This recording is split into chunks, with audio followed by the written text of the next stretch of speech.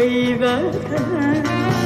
Hüsnün gün kimi təkdir dünyada, dünyada. Bir-birindən vuruşan, vuruşan, vuruşan. Güllərindən qəşəngdir dünyada, dünyada. Hər gülün zərif kəlmədir. Eşqimdir şirin nəğmədir.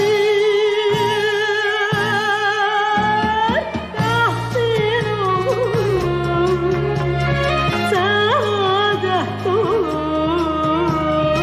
Bir kainatda, mənə həyatda. Nə gözəlsən vətəni, vətən. Bəxtin olur, səadət olur. Bir kainatda, mənə həyatda. Nə gözəlsən vətəni, vətən.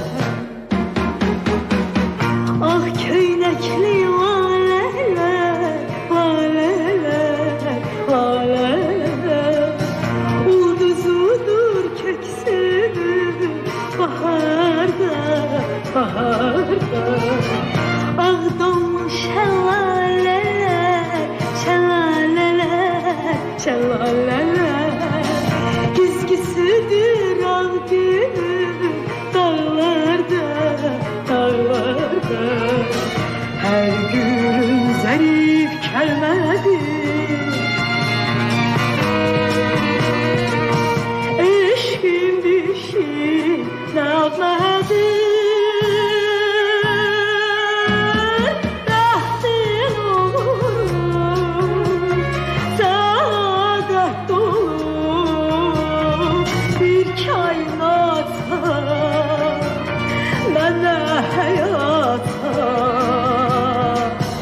Nə gözəlsən vətəni, vətən.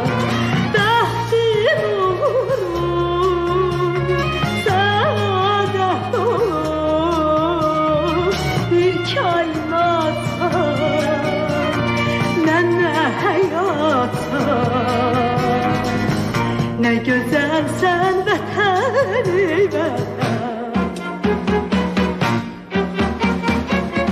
Döndüm diyor sevgiye, sevgiye, sevgiye. Sen anamla koşasan her zaman, her zaman. Dünya benzer üzüye, üzüye, üzüye.